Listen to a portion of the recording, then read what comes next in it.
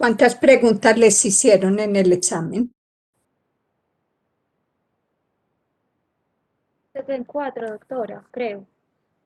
¿74? Sí, señora. Ah, pero no ha salido la nota todavía. No, porque habían como 4 opciones que eran de responder como tal, no de selección múltiple, entonces estamos esperando. Igual, pues se puede hacer el cálculo de la nota nomás mirando la revisión del parcial. Sí.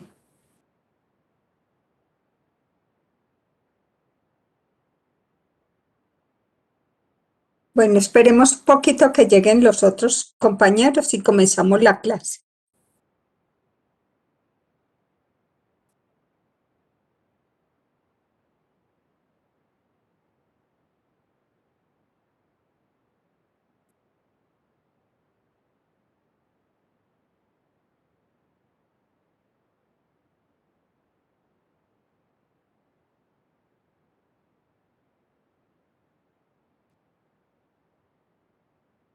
De las preguntas que yo les hice, ¿tenían alguna duda?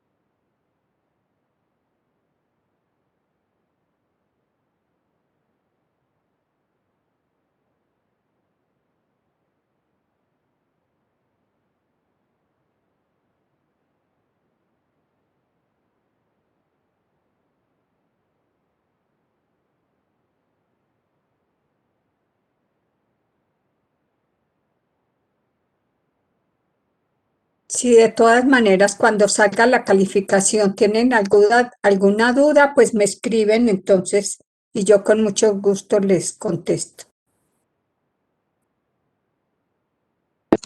Muchas gracias, doctora. Hoy entonces vamos a ver la clase de hormonas sexuales. Por lo tanto, entonces voy a empezar a compartir la pantalla.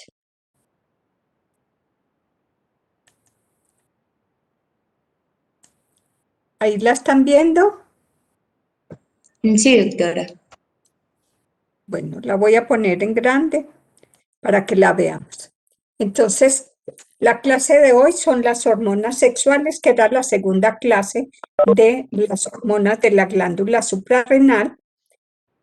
Por lo tanto, básicamente, en esto, las gónadas, pues dijimos, son órganos bifuncionales que producen las células germinales y además que secretan las hormonas sexuales.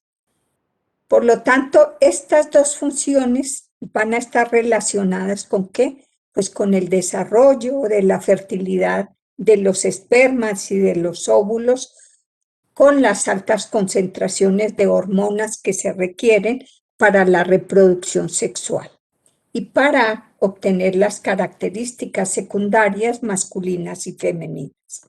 De tal manera que dentro de estas hormonas, que las llamamos esteroidales, porque también se derivan del colesterol, pues entonces están la progesterona y la testosterona, básicamente que se diferencian, entonces es porque en sus laterales del anillo del colesterol, que es el cicloperidrofenantreno, pues básicamente tienen entonces cambios, digamos así, no muy grandes, pero que dan la característica de ser otro compuesto químico totalmente diferente. Habíamos hablado en la clase anterior que las hormonas esteroidales, pues básicamente se producían entonces a partir del eje hipotálamo hipofisiario, pero que ya las hormonas sexuales se producían directamente entonces en los testículos o en los ovarios, tanto en los hombres como en las mujeres. Por lo tanto, dijimos la corteza adrenal era la encargada de quién, de sintetizar los andrógenos y los estrógenos. De tal manera que en esa corteza adrenal, esos andrógenos y esos estrógenos no tienen efectos ni masculinizantes ni feminizantes. Pero ya en el testículo y en los ovarios, pues sí tienen efectos masculinizantes y feminizantes. De tal manera que en el testículo van a activar esos andrógenos, quien, pues todo lo que son el esperma, básicamente, los túbulos seminíferos, y esos andrógenos van a activar también las células de Leydig.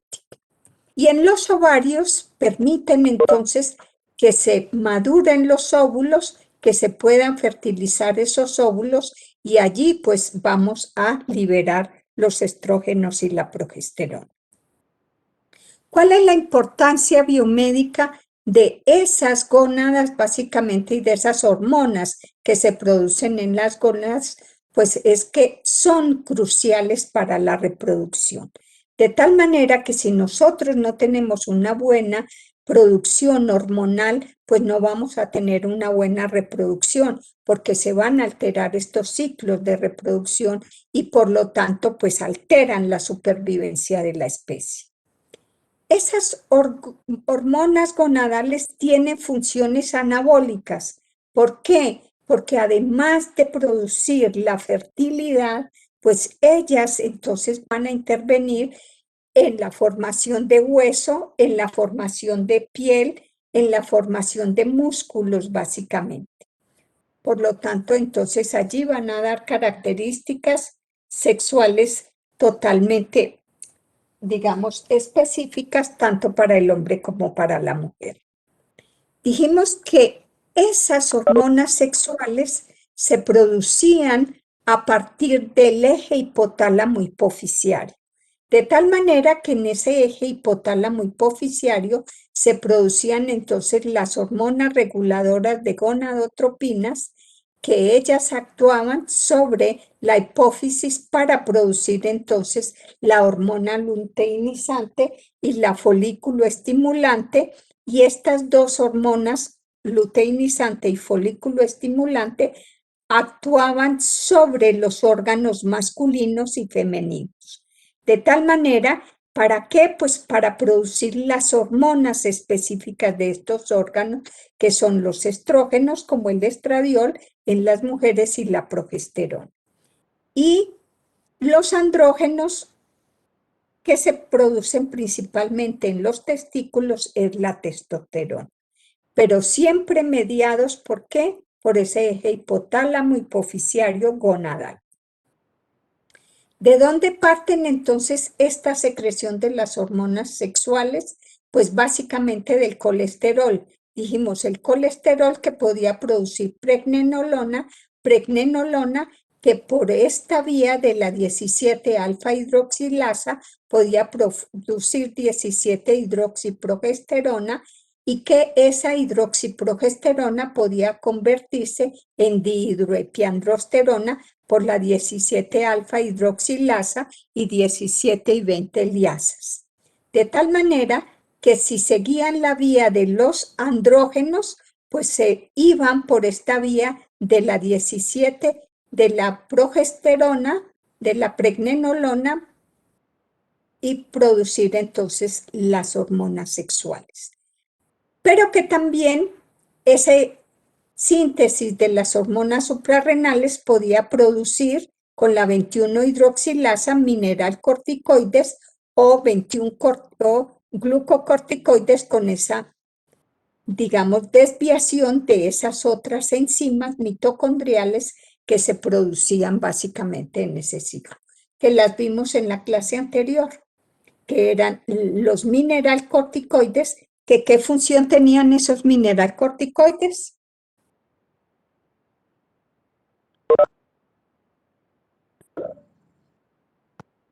Aumentar el volumen extracelular y mantener la presión arterial. Exactamente. Y los glucocorticoides,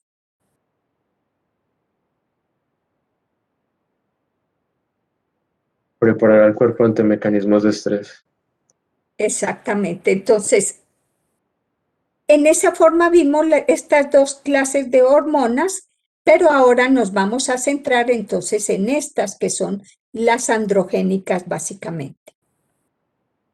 Dijimos también entonces que en ese eje hipotálamo hipofisiario, ¿cierto? Se iban a secretar entonces de la hipófisis anterior la hormona luteinizante y la folícula estimulante que digamos así, en el testículo formaban entonces lo que era la testosterona, actuaban sobre las células de Leydig para formar la testosterona en las células de Sertoli para permitir una buena espermatogénesis.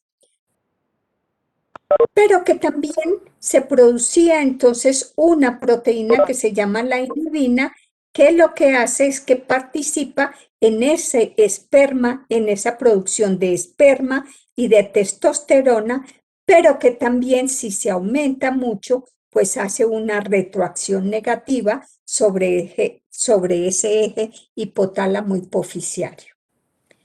¿Cómo se sintetizan entonces las hormonas sexuales?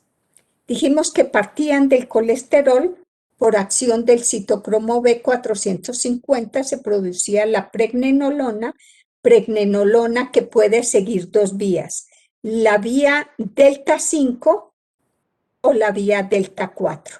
La predominante básicamente en los seres humanos es la delta 5, que por acción entonces del citocromo P450 y la 17 hidroxilasa se produce entonces la 17 hidroxipregnenolona y que por la 17 y 20 liasa se produce la dihidroepiandrosterona y que esta por acción de la 17 cetorreductasa se producía el androstenediol y el androstenediol por la 3-beta deshidrogenasa y la delta 4,5 isomerasa se producía la testosterona, que es la hormona sexual masculina, dijimos. Entonces allí se producían más o menos 5 miligramos decilitro. Por la vía delta 5, con estas enzimas se produce eso, pero por la vía delta 4, la pregnenolona por la 3-beta deshidrogenasa y la delta 4,5 isomerasa se produce la progesterona y por acción de la 17 hidroxilasa del citocromo P450 se produce la 17 hidroxiprogesterona y que por acción de la 17 y 20 liasa se produce la androstenediona. Pero que a partir también de la dihidroepiandrosterona y de la 17 hidroxipregnenolona también se podía producir androstenediona. ¿Con cuáles enzimas? Pues con la 3-beta deshidrogenasa y con la delta 4,5 isomerasas. Para terminar en esto, androstenediona que por acción de la 17 cetorreductasa puede producir testosterona, pero que por una aromatasa produce estrona y por la 17 cetorreductasa produce estradiol. De tal manera que en esa forma nosotros podemos producir estas hormonas sexuales, básicamente, y de la testosterona, pues se produce otra hormona que se llama la dihidrotestosterona, que es la que casi siempre tiene actividad biológica y que en mayor proporción y que está entre 50 y 400 microgramos por día. De tal manera que estas son las vías delta 5 y delta 4 que producen la síntesis de esas hormonas sexuales. Dijimos hormonas sexuales que eran muy importantes porque activaban bien sea las células en los testículos, mediadas por la liberación de la hormona luteinizante, los testículos, las células de Leydig para que produjesen testosterona, para que se convirtiera en dihidrotestosterona y por acción de la aromatasa en estradiol, o bien mediado por la hormona estimulante de los folículos, activará las células de Sertoli para que activaran la espermatogénesis. Y que la inhibina, pues inhibía la hormona estimulante de los folículos para impedir entonces esa espermatogénesis. De esas 5-alfa reductasas, que son esta enzima que convierte testosterona en dihidrotestosterona, hay dos formas de enzima. Una de tipo 1 que se expresa predominantemente en el hígado, que no tiene tanta actividad, digamos, sobre las hormonas sexuales, pero la de tipo 2 que se expresa en los tejidos reproductores y los tejidos blancos generalmente de los testículos. Pero que también mutaciones básicamente de esta 5-alfa reductasa se relacionan entonces con, digamos así, pseudohermafroditismo masculino, de tal manera que allí entonces se pueden producir unas, con el solo daño de la 5-alfa reductasa, se puede producir entonces esa, digamos así, hermafroditismo, que es una malformación testicular. Si ustedes ven, todas esas esteroides, tanto los mineralcorticoides, glucocorticoides y esteroides sexuales, pues todos tienen el mismo tronco, digamos así, del ciclo peridrofenantreno, pero que lo que varía básicamente en todos ellos, aún regulando el sodio, el volumen, regulando la inmunidad y la defensa y preparando contra el estrés básicamente, y preparando las gónadas básicamente para los andrógenos, todas entonces tienen solamente variaciones en esas, digamos así, en esos sustitutos de esos carbonos que están en ese ciclo peridrofenantreno. Por lo tanto, los testículos que producen testosterona y que facilitan y los espermatozoides que sean viables, pues básicamente van a tener funciones sobre el testículo que se llevan a cabo por 3 células. ¿Cuáles son esas células? Pues las espermatogonias y las células germinales, que generalmente son las más diferenciadas y donde se localizan pues en los túbulos seminíferos. Las células de Leydig, que son células intersticiales que están diseminadas por el tejido conjuntivo, sobre todo entre los túbulos seminíferos que están enrollados, van a producir la testosterona en respuesta ¿a quién? A la hormona luteinizante. Y las células de Sertoli, que forman la membrana basal de los túbulos seminíferos y proporcionan el ambiente necesario para la diferenciación y maduración de estas células germinales. Por lo tanto, los espermatozoides que se producen en esos epitelios de los túbulos seminíferos maduran en el epidídimo y se pueden ver cómo entonces salen espermatozoides viables que pueden fecundar un óvulo. Por lo tanto, todos estos andrógenos junto con las gonadotropinas son necesarias ¿para qué? Pues para la maduración del esperma y para la producción de este esperma. Además, esos andrógenos son hormonas anabólicas. ¿Por qué? Porque favorecen entonces las características secundarias masculinas y también las femeninas, que las vamos a ver ahora. En las masculinas, pues hacen que tengan un mayor desarrollo de tejido muscular, menos grasa, y son la causa de un mayor tamaño también en el crecimiento de los varones más que en las mujeres. Si nosotros hablamos de la relación entre esas hormonas esteroidales, sobre todo el estradiol y la testosterona, que están libres, tienen que estar libres para que tengan actividad biológica. Si hay más estradiol que testosterona, se va a producir la ginecomastia. ¿Quién me quiere decir qué es la ginecomastia que se produce en la pubertad? Cuando crecen las mamas. Cuando crecen las mamas. Y hay muchos niños que generalmente tienen más estradiol que testosterona y empiezan a crecerle sus mamas, generalmente en la pubertad y generalmente que no es lo normal que aparezca, ¿sí? Entonces hay niños que les tienen que quitar un poco y reducir los senos que les aparecen porque hay mucho más estradiol que testosterona. Y la testosterona, pues es la hormona dominante en los animales, aún en el hombre, pero en la rata fetal y neonatal, después del nacimiento, pues los testículos van a elaborar la androsterona, básicamente. Esa testosterona se restablece en donde, o sea, se comienza y se restablece en la pubertad generalmente y continúa toda la vida, pero cambios con la edad también pueden reducir estas hormonas, como lo vamos a ver.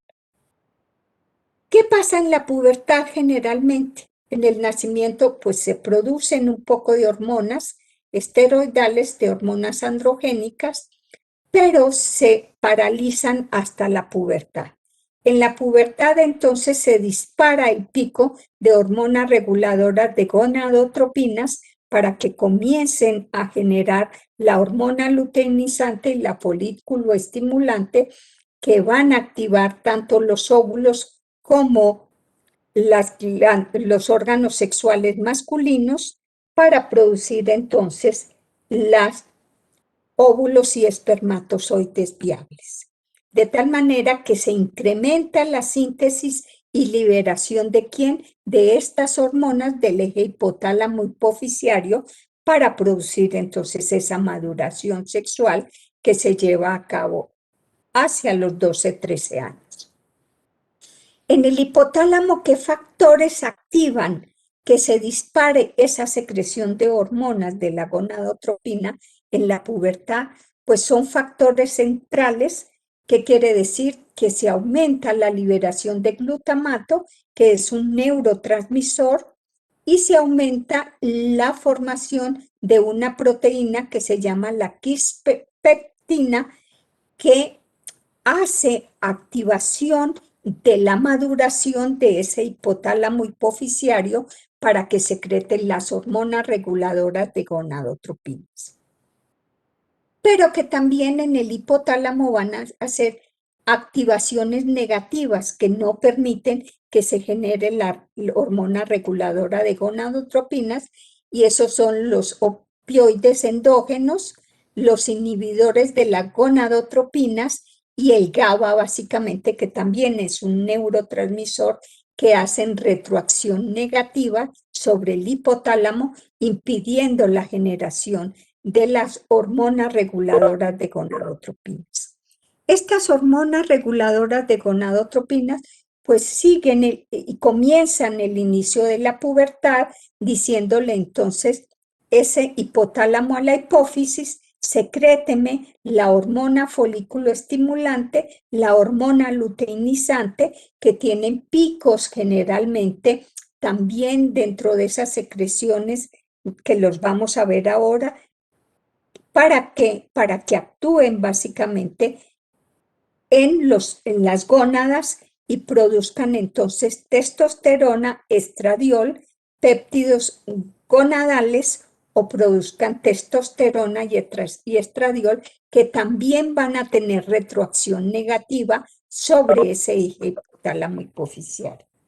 De tal manera que en esa forma nosotros producimos entonces cambios puberales generalmente, que es lo que se estimula para producir entonces eso.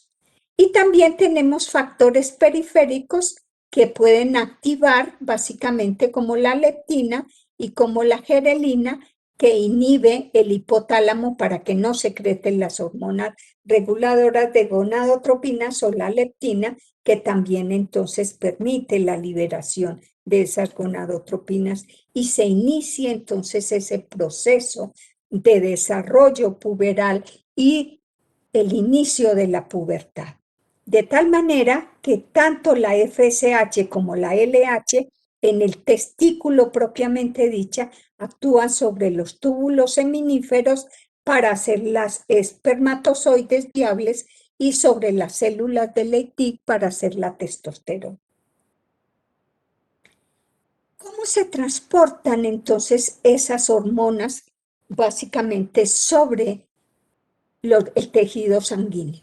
Pues básicamente nosotros también, como son hormonas que se derivan del colesterol, que no son solubles en agua,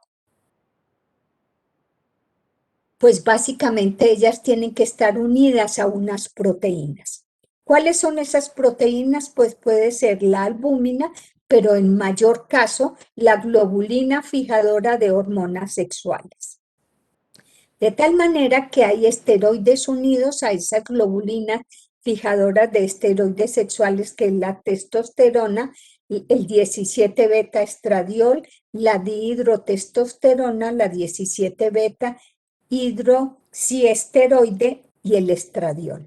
Pero que no están unidos a esas globulinas, encontramos los andrógenos conjugados, la 17 alfa testosterona, la dihidroandosterona, el cortisol y la progesterona.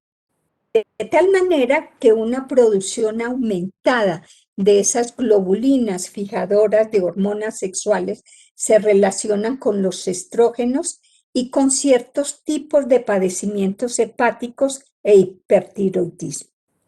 Y las mujeres tienen 12 veces mayor concentración de esas globulinas fijadoras de hormonas sexuales que los varones. Y esa producción de globulinas fijadoras de hormonas sexuales, cuando se disminuye, generalmente es porque no está llevando los andrógenos o hay disminución de los andrógenos, y estos se producen en edad avanzada y en el hipotiroidismo. De tal manera que con los años vamos perdiendo esta producción de hormonas fijadoras de hormonas sexuales y aún la misma producción de hormonas sexuales, y entonces se va disminuyendo, digamos así, esa producción de hormonas. De tal manera que esas globulinas fijadoras y la albúmina pues unen casi todas las hormonas sexuales que se producen, que están circulando básicamente, y solo una pequeña fracción de esas hormonas circulantes se encuentra en forma libre, que es la que tiene actividad biológica. ¿Cómo es el metabolismo de esa testosterona que se produce y que la vimos entonces ahora? Dijimos que todo llegaba a producir testosterona, pues básicamente el 1 al 5% de esa testosterona se convierte en estradiol. Dijimos, el estradiol es una hormona importante para el cerebro, donde ayuda básicamente a determinar el comportamiento sexual, tanto masculino como femenino. El androstenediol, que se produce en menos del 2%, y está entonces la dihidrotestosterona. De tal manera que en el 4% se produce dihidrotestosterona, que es producida en la próstata, generalmente en los genitales externos, en áreas de la piel, y es la forma activa de esta hormona sexual masculina. Y la testosterona, que dijimos es la primera hormona o la principal hormona, que es el esteroide principal producido por los testículos y se libera a medida que se produce. De tal manera que la actuación de esas hormonas sexuales básicamente va a actuar sobre los tejidos sensibles a estrógenos, principalmente en el aparato reproductor masculino, en el aparato reproductor femenino, tanto en las glándulas mamarias como en los órganos genitales, actuándose básicamente. ¿Produciendo qué? Produciendo un complejo, proteínas, estrógenos, que se van a trasladar al núcleo. ¿Para qué? Para que en el núcleo entonces produzcan la secreción de las proteínas celulares que se activan.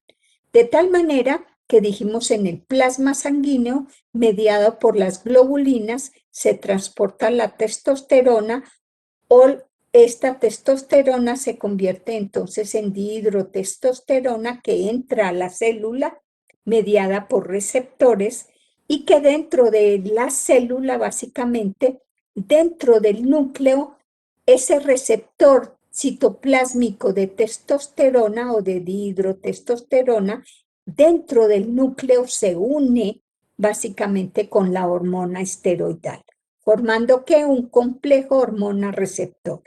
Complejo hormona receptor que activa entonces la transcripción de un DNA a un RNA mensajero para que este RNA mensajero acople esta hormona receptor en esa transcripción de un DNA a un RNA mensajero y ese active genes que van a producir proteínas específicas que van a salir al plasma sanguíneo. De tal manera que esa regulación de las gonadotropinas, mediada por la hormona luteinizante en los testículos, pues va a ser la que genera entonces testosterona. Ese mecanismo de acción básicamente de la unión al receptor intracelular de la conversión a dihidrotestosterona uniéndose al mismo receptor intracelular y el complejo receptor dihidrotestosterona son más estables que los de testosterona receptor que actúan sobre esa transcripción de un DNA a un RNA mensajero. ¿Para qué? Pues para hacer la regulación de la síntesis de gonadotropinas, para actuar entonces en los órganos reproductores, hacer espermatogénesis básicamente para que se produzca la diferenciación sexual, el estímulo de los conductos de Wall, la virilización externa, la maduración sexual en la pubertad. Entonces, por eso es que necesitamos esos transportadores de globulinas para que ellos lo entren a las células diana y en las células dianas o el mismo testosterona o la dihidrotestosterona por acción de la 5-alfa reductasa van a producir entonces estas funciones específicas sobre las gonadas básicamente. Pero también estos andrógenos básicamente pues también entonces entran dentro de la piel y dentro de la piel también entonces actúan sobre receptores específicos que van a producir esa transducción y transcripción y van a producir los efectos androgénicos, que son los mecanismos celulares sobre la piel para producir engrosamiento de la piel, para producir crecimiento de vellosidades en los hombres, para desarrollar entonces esas características sexuales masculinas y femeninas. Esos procesos fisiológicos de los andrógenos, tanto la testosterona como la dihidrotestosterona, intervienen ¿en qué? Pues en la diferenciación sexual, en la espermatogénesis, en el desarrollo de todas las características secundarias y estructuras accesorias, el engrosamiento de la voz, las vellosidades masculinas, en todo el metabolismo anabólico y la regulación genética, básicamente en patrones de comportamiento masculino. De tal manera que esos andrógenos en los tejidos y acción de la testosterona, pues también entonces van a activar todo lo que es la estructura de Wolffian embrionarias en los testículos, las espermatogonias, van a activar entonces crecimiento muscular y de hueso y van a activar en el riñón y en el cerebro, los van a madurar para que lleven a cabo su actividad fisiológica básicamente. Esas funciones de la testosterona en el feto masculino, pues básicamente van a masculinizar un feto. Si se produce testosterona, masculiniza un feto en su sistema reproductor. En la infancia, los niveles de hormonas estimulantes de los folículos y la hormona luteinizante pues están muy bajas, prácticamente está paralizado ese eje hipotálamo hipofisiario y no se produce síntesis de testosterona. Pero que en la pubertad todas estas mecanismos, dijimos, externos que se producen entonces la maduración de ese sistema nervioso central, la liberación de las gonadotropinas y el comienzo de la producción en los hombres de testosterona, pero que con la edad entonces comienza a partir de los 50 años ese descenso gradual de esa secreción de testosterona. Dijimos que se mantienen también esa testosterona, ¿para qué? Pues para las características sexuales secundarias masculinas, para la libido, para la producción y el mantenimiento del esperma y el crecimiento y el mantenimiento de los órganos. Y en el metabolismo celular, pues hace síntesis de proteínas, crecimiento óseo, desarrollo muscular y desarrollo de las glándulas eritropoyéticas. Esos esteroides anabolizantes generalmente que están prohibidos y que son perjudiciales para la salud y que muchos generalmente en el fisicoculturismo los usan para crecer tejido muscular, para sentirse en Charles Atlas, pues generalmente son malos para la salud. Porque esos esteroides anabolizantes alteran ese eje hipotálamo hipofisiario en las gónadas y van a producir infertilidad, óigame bien, y feminización a los varones. Entonces, ojo con esos esteroides anabolizantes que generalmente consumen muchos chicos para subir el tejido muscular, pero que además de producir infertilidad y feminización, pueden también llevar a desórdenes proteicos y de lípidos básicamente. Y se compran unos tarros grandísimos de proteínas que tienen también estas hormonas y que son perjudiciales. ¿Por qué? Porque generalmente la carencia de testosterona también pues van a producir patologías.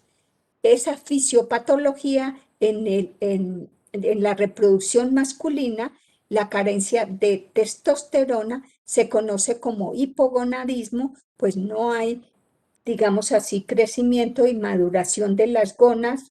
Si se presenta antes de la pubertad, no se desarrollan bien las características sexuales secundarias. Si ocurre en edad adulta, muchas características secundarias presentan retraso. Se pueden presentar los hipogonadismos primarios y secundarios, y el primario se debe a procesos que afectan generalmente la formación de los testículos de manera diferencial y ocasionan entonces fallo testicular. Y si es el secundario, se debe a una secreción defectuosa de esas gonadotropinas que también van a afectar ese desarrollo testicular. En esa fisiopatología de la reproducción masculina, las deficiencias genéticas aisladas, generalmente en las enzimas que intervienen en ese proceso metabólico, generalmente en las 5-alfa reductasas, pues van a producir entonces defectos también que se conocen en esa maduración sexual. De tal manera que se han descrito 5 defectos genéticos en las enzimas que producen la biosíntesis de estas hormonas generalmente, y una es la deficiencia de la 5-alfa reductasa y defectos en el receptor de testosterona y de dihidrotestosterona. Casos en que las entidades hormonales medibles y el receptor son normales, pero presentan grados variables de feminización. ¿Qué quiere decir? Que muchas veces entonces hay fallos en esos y son machos genéticamente, pero genotípicamente tienen un gen X. Son personas que carecen de actividad del receptor y generalmente parecen ser mujeres fenotípicamente también, pero con genotipo XY. O pueden producir síndrome de feminización testicular, en donde un testículo, digamos el clítoris femenino se puede entonces feminizar, o al contrario, el clítoris se puede masculinizar, y entonces allí vamos a tener entonces feminización testicular, o las mujeres pueden producir entonces una formación de un clítoris y pueden manifestar entonces esas patologías. Casos ligeros de defectos en los receptores pueden tener solo anormalidades localizadas en la uretra o en el pene. Entonces miremos cómo también las enzimas del metabolismo o la producción de esas hormonas androgénicas pueden producir defectos, de tal manera que en esa forma entonces nosotros producimos defectos en la parte masculina. Ahora miremos qué pasa en el sistema reproductor femenino. Dijimos que también en las mujeres pues se produce también hacia la pubertad la secreción de las hormonas reguladoras de gonadotropinas, que activan también la hormona luteinizante y la folículo estimulante para que actúen sobre los órganos femeninos para la producción de estrógenos, estradiol y para la producción de progesterona. Además, ¿qué van a producir? Pues que haya un óvulo fecundable, la maduración de un óvulo, y que en caso de que ese óvulo no se fecunde, pues produzca entonces los ciclos menstruales. ¿Cómo intervienen entonces estas hormonas del eje hipotálamo hipoficiario? Pues la hormona estimulante de los folículos lo que hace entonces en ese órgano reproductor femenino es el reclutamiento de los folículos, básicamente la selección de un folículo dominante, el crecimiento y maduración de ese folículo va a estimular la producción de estrógenos por las células de la granulosa, va a producir la aromatasa que aumenta la transcripción del gen de esa aromatasa, va a estimular la formación y el número de receptores de hormonas folículo estimulantes y luteinizantes y estimula la producción de inhibina. Mientras que la hormona luteinizante hace la maduración final del ovocito, determina la lisis del folículo, desencadena la ovulación, la formación y el mantenimiento del cuerpo lúteo y estimula la producción de los andrógenos por las células de la teca, que son la testosterona y la androstenediona. Estas hormonas preparan ¿qué? A los componentes estructurales de todo el sistema reproductor femenino para que hagan esa maduración germinal, para que hayan el desarrollo del tejido que permita el implante de un blastocito, para que proporcionan la regulación temporal para la ovulación, establecer el medio requerido para el mantenimiento del embarazo y proporcionar las influencias hormonales para el parto y la lactancia. De tal manera que allí se producen entonces los estrógenos que están involucrados en el desarrollo de la reproducción femenina. De tal manera que por la estimulación de esos estrógenos prolifera y se diferencia ese epitelio vaginal, prolifera el epitelio uterino, las glándulas se hipertrofian y agrandan y el miometrio desarrolla una motilidad rítmica e intrínseca y se proliferan todos los conductos mamarios. ¿Para qué? Pues para preparar a la mujer por si hay un implante de un óvulo fecundado básicamente.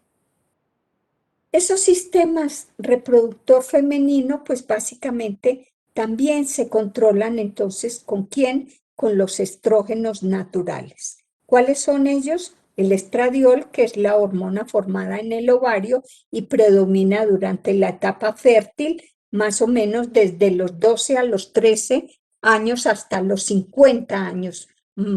Es la hormona más potente femenina y es la más activa.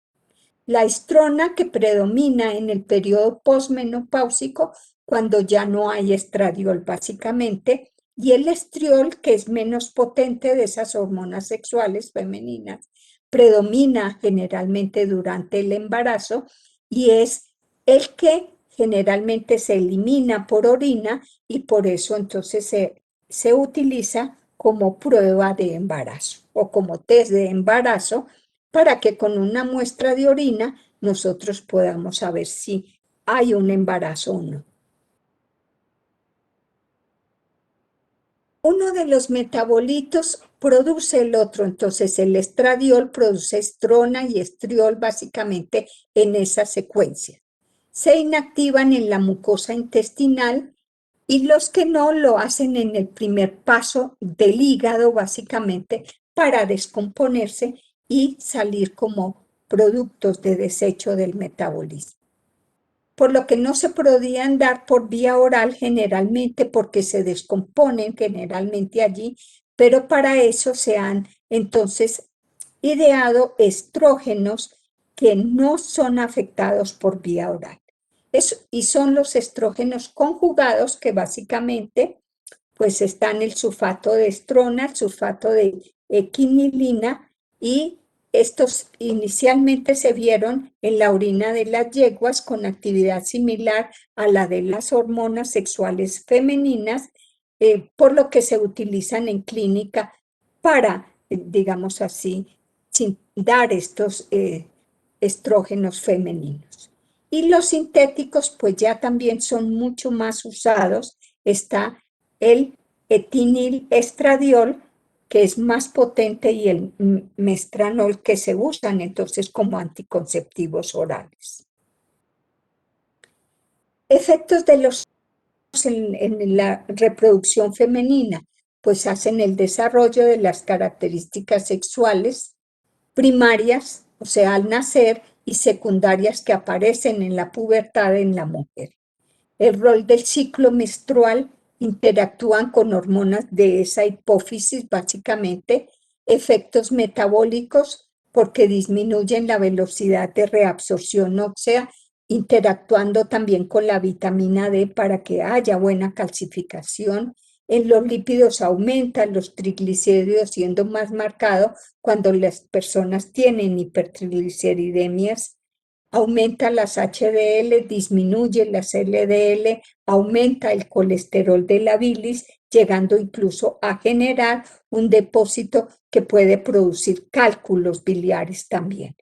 Y retención de sodio y agua que pueden llevar a producir edemas y disminuyen la tolerancia a la glucosa cuando se dan por vía exógena. Entonces, mire que tienen todos esos efectos metabólicos básicamente también en las mujeres.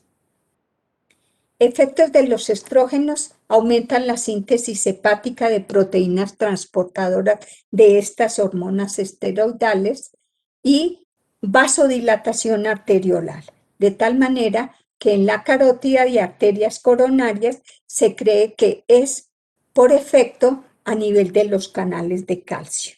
Por lo tanto, entonces, todas estas acciones se realizan mediante ¿qué? Pues mediante la interacción de receptores generalmente intracelulares, porque son lipídicas, dijimos, generando entonces todas estas modificaciones genéticas y génicas secundarias.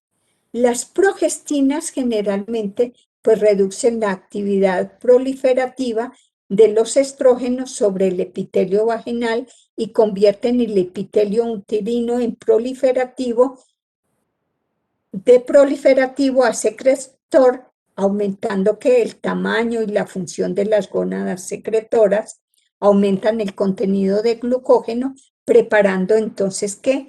Pues para que haya un implante de un óvulo fertilizado.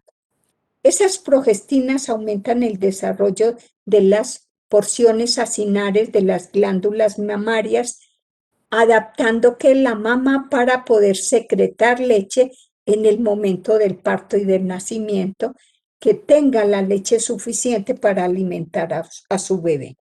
Y disminuye el flujo sanguíneo periférico y la pérdida de calor, de tal manera que se usan como un indicador de ovulación también, que por eso es que se puede tomar la temperatura para saber en qué periodo de ovulación están las mujeres básicamente, porque tiende a aumentar 0,5 grados generalmente la temperatura. Las progestinas requieren de la presencia de estos estrógenos, ya que estimulan la producción de todos los receptores.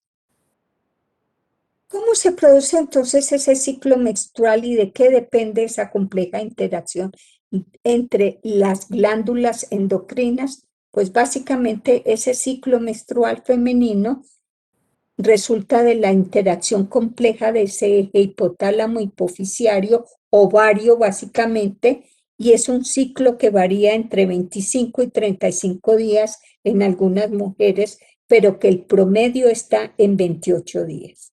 Ciclo que se divide en 3 fases: la fase folicular, la fase lútea y la menstruación propiamente dicha. La fase folicular, pues, ¿qué hace? En esta fase, las gonadotropinas producen la liberación de hormona luteinizante y folículo estimulante. ¿Para qué? Pues para que estimulen el ovario e induzcan el crecimiento y maduración del óvulo. Óvulo generalmente que está dentro de los folículos, y a medida que avanza esta fase folicular, pues se madura el folículo y fabrica estrógenos, que son las hormonas femeninas por excelencia. Y en esta fase el endometrio crece bajo estos efectos de los estrógenos. Y la ovulación, pues básicamente ese óvulo que alcanza maduración con ese efecto de los estrógenos, pues básicamente ese óvulo maduro puede ser liberado y es captado por las trompas básicamente. Y la fase lútea o posovulatoria, pues básicamente tras la ovulación el folículo vacío produce otra hormona femenina que es la progesterona, que se encarga de preparar el endometrio para la implantación de un embrión ya fecundado, y esta implantación, si no se produce la implantación, pues el endometrio se desprende y da lugar a ese proceso de la menstruación. De tal manera que en ese ciclo menstrual, pues básicamente entonces en ese periodo de tiempo se liberan las gonadotropinas y se producen las hormonas. Se produce entonces hacia la mitad del ciclo un pico de elevación de la hormona luteinizante y de la folículo estimulante, que preparan entonces los ovarios para que también secreten las hormonas esteroidales androgénicas, estrógenos y progesterona. Los estrógenos hacen un pico también casi hacia la misma mitad que se produce los picos de elevación de hormona luteinizante y folículo estimulante para producir la maduración de ese óvulo, y la progesterona que se produce ya hacia el final de esa fase luteínica básicamente. De tal manera que en ese ciclo ovárico se comienza entonces la fase folicular, la ovulación hacia la mitad del ciclo y la fase luteínica básicamente entonces. Por lo tanto, se produce una fase de flujo menstrual, fase proliferativa y fase secretora, básicamente. En la primera fase del ciclo, dijimos, hay la proliferación de la mucosa de la vagina y el útero, y al final del ciclo está el cese, básicamente, de la secreción de estrógenos y progesterona, provocando la menstruación. De tal manera que cuando se comienza a liberar la hormona estimulante de los folículos, pues comienza la maduración de ese óvulo para que ese óvulo entonces después se generen los estrógenos, se produzca entonces ese pico de generación de estrógenos que produce un óvulo ya listo para ser fertilizado y que en ese pico de aumento brusco de la hormona luteinizante hace que se libere el óvulo básicamente para poder entonces ese óvulo ser fecundado. Y si no se fecunda, pues ese óvulo entonces comienza a producir entonces la progesterona, el pico de progesterona, para que se produzca el ciclo menstrual, cesa el pico de generación de estrógenos, predominando entonces la progesterona. Y con esta forma entonces nosotros tenemos que la generación de estas hormonas sexuales femeninas permiten la producción de estrógenos y progesteronas y llevan a cabo entonces todo ese proceso de ciclo menstrual, básicamente, en las mujeres. Esas hormonas sexuales, dijimos entonces, tienen función reproductora y sexual, hacen caracteres sexuales secundarios y desarrollo del mantenimiento del sistema reproductor femenino, hacen la maduración y liberación del óvulo, el crecimiento del endometrio, hacen función del sistema óseo y mantenimiento del endometrio y principalmente hacen función del sistema cardiovascular y protección frente a factores de riesgo cardiovascular, que es mucho más pronunciado en las mujeres ese factor de protección cuando tenemos estrógenos y cuando tenemos entonces esta liberación de hormonas sexuales femeninas. ¿Por qué? Porque generalmente nosotros tenemos entonces, digamos así, la morbimortalidad es mayor con las hormonas sexuales en los varones que en las mujeres que tenemos con estos estrógenos una, digamos, protección de enfermedades cardiovasculares. Pero que cuando llega la menopausia y generalmente cesan esas formaciones de estrógenos, casi se supera ya el riesgo de enfermedad cardiovascular, es mucho más pronunciado en las mujeres adultas que en los hombres, esas enfermedades cardiovasculares. Y lo mismo pasa con las isquemias coronarias. Las isquemias son, digamos, por las hormonas sexuales masculinas, más predominante la morbimortalidad y la morbilidad hospitalaria en los varones que en las mujeres, pero después de la menopausia se igualan y se superan. Esa menarquia, que es la aparición de esa primera menstruación, pues básicamente entonces se produce en la pubertad, de tal manera que en la infancia no hay generación de las hormonas gonadotropinas. La menarquia está relacionada con aumento y secreción de esas gonadotropinas.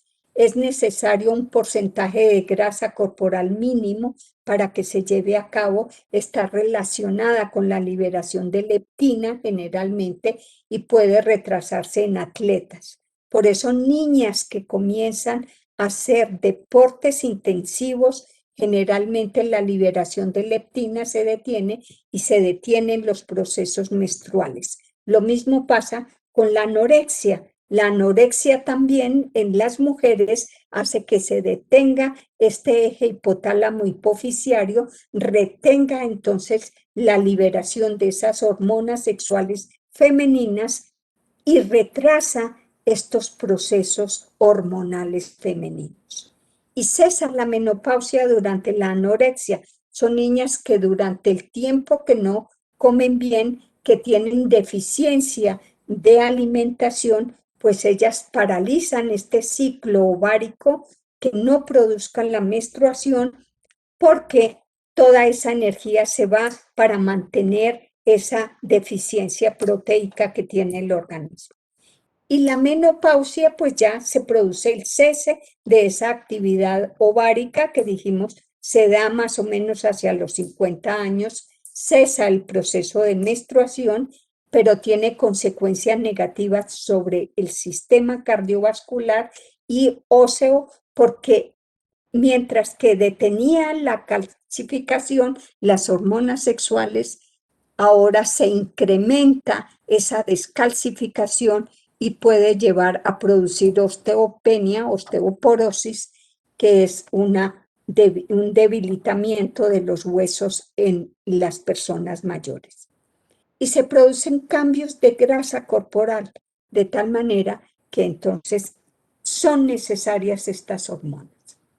Tratamientos de hormonas sexuales, pues ya se han preparado muchas hormonas sexuales femeninas que detienen entonces esos procesos de fecundación, digamos así. Se pueden preparar diversos preparados farmacéuticos, generalmente sintéticos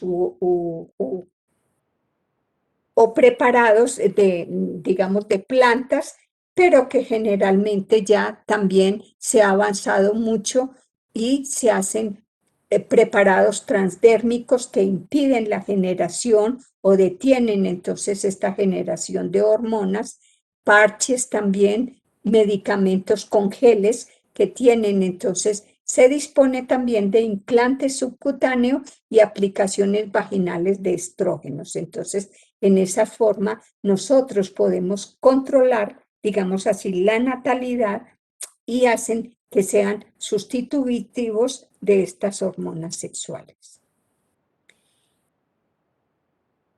Una alteración de esas hormonas sexuales generalmente pues puede ser una manifestación de esta que se llama hiperplasia adrenal congénita. Esa hiperplasia adrenal congénita la estudiamos en el laboratorio y generalmente fue la tesis de grado de Nelcy Loango y le hicimos entonces el asesoramiento de estudiar esta enfermedad que es autosómica recesiva, que es un trastorno de la esteroidogénesis suprarrenal y que es una síntesis aumentada de glucocorticoides, mineralcorticoides y andrógenos. Esa hiperplasia suprarrenal congénita básicamente pues parte del colesterol que produce la pregnenolona, que por la 17 beta produce la progesterona y que por ellas produce la dihidrotestosterona o los estrógenos básicamente. Pero que sí falta y hay una deficiencia de la 21-hidroxilasa por cualquiera de estas enzimas, todo el proceso de producir hormonas de la glándula suprarrenal se va a ir a producir andrógenos. De tal manera que la falta enzimática de la 21-hidroxilasa puede llevar entonces a la producción de dihidroepiandrosterona, androstenediona y testosterona. Hay dos manifestaciones clínicas de esa enfermedad. Una que es la forma clásica, que son pacientes o digamos así, personas que tienen pérdida de sal y aparecen cuando sudan, aparece sal sobre su piel y son fetos femeninos que se virilizan, o sea, se masculinizaron. Son mujeres perdedoras de sal, pero que tienen órganos sexuales masculinos. ¿Dónde puede aparecer esta forma clásica? En el feto y en el lactante, básicamente. La forma no clásica generalmente hacen una pseudopubertad precoz, son pacientes que tienen un acné grandísimo, hirsutismo, esterilidad y son mujeres que presentan masculinización.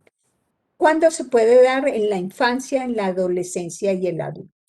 Generalmente esa no clásica, en la adolescente y en edad adulta las mujeres pueden presentar irregularidades menstruales, hirsutismo, calvicie, ovarios poliquísticos, acné e infertilidad. Y entonces son mujeres que les sale barba, tienen calvicie generalmente y desarrollan quistes en los ovarios. La no clásica La clásica, perdón, presenta, es de presentación intrauterina. Generalmente se virilizan los órganos sexuales femeninos hacia un pene, básicamente, son perdedores de sal y hacen virilización en la mayoría de los pacientes. Esa manifestación clínica, generalmente un órgano sexual femenino puede entonces empezar a producir un desarrollo del clítoris que forma como un pene básicamente, y son mujeres XY, pero con masculinización en su clítoris básicamente. ¿Cuál es el tratamiento de estas personas con hiperplasia adrenal congénita? Pues básicamente hay que hacer una hidroaldosterona. ¿Para qué? Para que frene la hipersecreción de hormona adrenocorticotrópica y el hiperandrogenismo. Está el fluorohidrocortisona, que evita la pérdida de sal, y también a estos pacientes se les hace cirugía de vaginoplastia o cliterectomía, y básicamente son pacientes que necesitan soporte psicológico. La genética de esos pacientes, todas las formas clínicas de la deficiencia de 21-hidroxilasa están asociadas con afecciones del gen del citocromo P, del citocromo YP21, que codifica para estas enzimas de la 21-hidroxilasa. De tal manera que este es un locus grande de esta 21-hidroxilasa que tiene el gen que se expresa, tiene 10 exones, y en estos 10 exones puede presentar entonces polimorfismos o puede presentar entonces alteraciones genéticas. De tal manera que este P30L que hace la hiperplasia adrenal no clásica, y estos de aquí, que son la clásica, pues básicamente presentan. ¿Qué se hizo con Nelsi? Pues hacer la amplificación de todos estos polimorfismos de este exón. ¿Por qué? Porque en el país no habían estudios publicados, porque es de gran impacto personal y social y ético generalmente, porque hacen un tratamiento unificado de todos los pacientes sin saber si tienen o no generalmente estas manifestaciones de perdedoras de sal, y porque se podía hacer un criterio diagnóstico concreto, rápido y determinante de qué eran esos pacientes que tenían. Por lo tanto, en esa tesis de Nelsi, que fue la de maestría en ciencias biomédicas, se hizo la detección de las mutaciones en el gen CYP21 de pacientes que tenían hiperplasia adrenal congénita mediante una prueba de ¿qué? De PCR. Se hizo una PCR simple por cada de estas mutaciones, pero se hizo una PCR múltiple donde se podía tener todos. Los sujetos eran aquellos sujetos que eran diagnosticados con hiperplasia generalmente, y también se involucraron los padres de estos pacientes. Después de que se hizo una autorización, un consentimiento informado para que ellos dieran una muestra de sangre entonces. Se hizo una PCR múltiple en donde se utilizaban de 2 a 14 pares de primer para amplificar simultáneamente todas estas secuencias de ese gen básicamente. Estos fueron los primers que se usaron en cada una de las deleciones y mutaciones que tenía ese gen CYP21 básicamente. También se les hizo una encuesta de los signos clínicos que tenían, de la edad ósea, de la edad en años, del brote mamario, si tenían o no la forma clásica o no clásica, y entonces ya los habían clasificado en un laboratorio que conseguimos en Cali, donde se diagnosticaba. ¿Pero qué se hizo? Se hicieron entonces estas PCR simple y múltiple, en donde se podían ver cómo podían entonces expresarse los genes en una PCR simple o los genes variables de la PCR múltiple, en un solo gel se podían amplificar todas estas deleciones de ese gen. ¿Qué se pudo comprobar? Que efectivamente con esas PCRs se les pudo diagnosticar entonces cuál era la sintomatología que tenía ese paciente y cuál era, digamos así, ese tipo de hiperplasia, por qué gen se producía entonces esto. En esta compleja patología, el análisis de ambas progenitores junto al caso, siempre que sea posible, ayuda a la correcta caracterización de esas mutaciones, básicamente, evitándose que, pues, unos incorrectos diagnósticos, básicamente. Y las predicciones desde el genotipo, básicamente, fueron hechas con gran cautela. Sin embargo, en los casos estudiados se obtuvo una buena correlación entre el defecto molecular detectado y la expresión clínica que estaba presentando el paciente con la enfermedad. De tal manera que se pudieron detectar no clásicas y se pudieron tratar de distinta manera todos estos pacientes que se determinaron. ¿Eso con qué? Con una simple prueba molecular. Entonces, mire cómo las pruebas moleculares pueden servir para hacer un diagnóstico de una patología que presenta masculinización femenina y que lleva entonces a producir descontroles en muchas personas. Con eso les agradezco mucho. Quedamos entonces pendientes para la próxima clase. Gracias, doctora. ¿Alguna Gracias, pregunta? doctora. Bueno, espero que les haya servido esta clase porque después van a ver todo esto con el doctor Byron. Gracias, doctora. Feliz tarde. Lo mismo para ustedes. Feliz fin de semana.